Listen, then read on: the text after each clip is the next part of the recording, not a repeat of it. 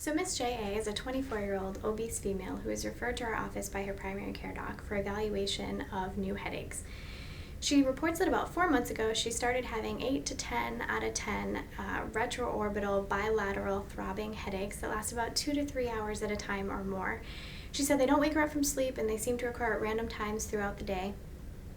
She does have a history of migraines occurring about 2 to 3 times a year in her teens, although those headaches were different from these in both frequency and nature. Her migraines were always right frontotemporal in origin and had associated photophobia and phonophobia, neither of which she has with these headaches. She also hasn't had a migraine in about 5 years. She has tried triptans and other over-the-counter medications, including ibuprofen and acetaminophen for these headaches, all without relief.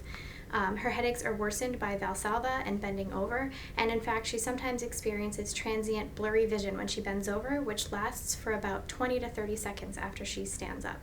She also endorses occasional tinnitus in her right ear. She does say that she sometimes feels nauseated with these headaches, particularly the more intense ones. However, she hasn't vomited. She denies any recent head trauma, any recent major illness or sick contacts, no fevers, chills, or sweats, no new or unexplained numbness, tingling, weakness, or balance issues, no bowel or bladder incontinence, no history of bleeding or clotting issues. So she visited her PCP about a month ago when her headaches weren't going away, and a Chem7 and CBC at that time were normal. An MRI with contrast was also ordered, and she was told to follow up on the results of that scan with our office. She has no active medical issues. She's not taking any medications, no known drug allergies, no relevant surgeries or hospitalizations. She doesn't have a family history of stroke or blood clots. Mom has eczema, dad has hypertension, that's it. She lives at home with her folks. She's not working or going to school. She's applying to grad school right now. She doesn't smoke or do any drugs, although she drinks about 3 beers a month. She has had significant weight gain over the last few years since she's been living at home with her folks, though. Review of systems was as in HPI, otherwise non-contributory. So on physical exam, her vital signs were within normal limits. She was sitting up in somewhat mild discomfort, but no apparent distress. On HENT, her head was atraumatic, her external auditory canals were clear, her TAMs were clear with a normal cone of light. She had no sinus tenderness, no conjunctival injection. On fundoscopic exam, though, she did have some mild optic disc edema, but no evidence of vascular abnormalities. On cardio exam, she had a regular rate and rhythm, no murmurs, no carotid bruits, and 2+ radial pulses. On skin exam, she did have a mild eczematous rash on her right popliteal and right antecubital areas, but no other rashes or lesions anywhere. On neuro exam, she was alert and oriented ×3. Her speech was clear and fluent. On cranial nerve exam, her pupils were equally round and reactive to light. Her visual acuity was 20 out of 20 bilaterally.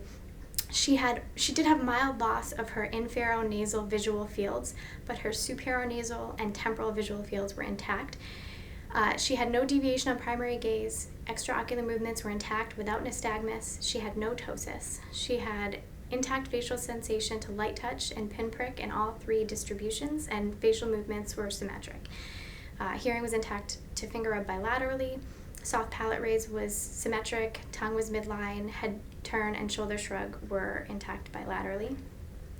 On motor exam, she had normal bulk and tone throughout. She had no pronator drift, and strength was 5 out of 5 bilaterally, upper and lower extremities.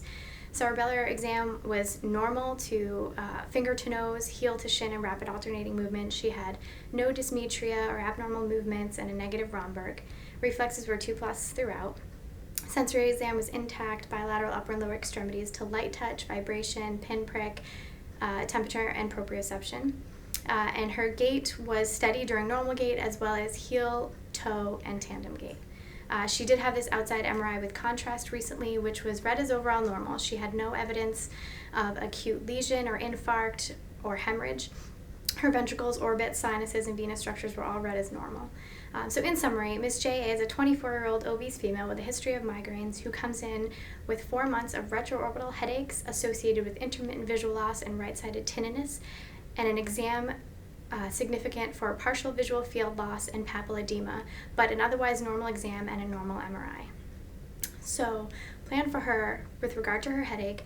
Her history, exam, and imaging findings are most consistent with idiopathic intracranial hypertension. Migraines or atypical migraines can't be ruled out, especially in somebody who has a history of migraines.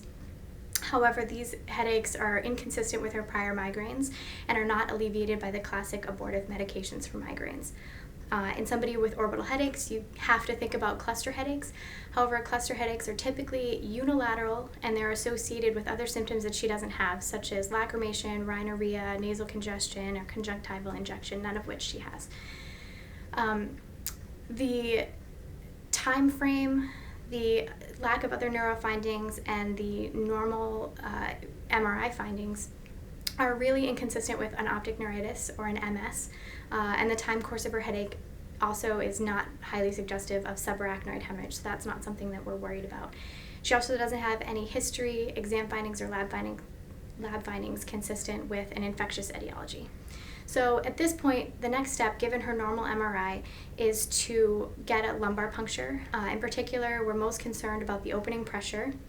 In idiopathic intracranial hypertension, you expect to see a pressure over 20, or in her case, as an obese female, over 25.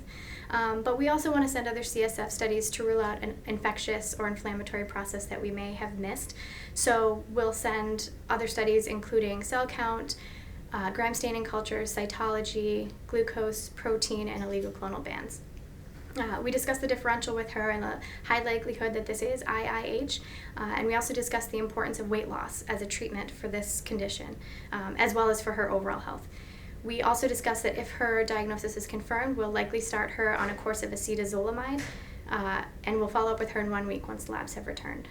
With regard to her vision loss, the plan is to monitor her visual exam on our follow-up visits, but also to refer her to ophthalmology for formal visual field testing and follow-up.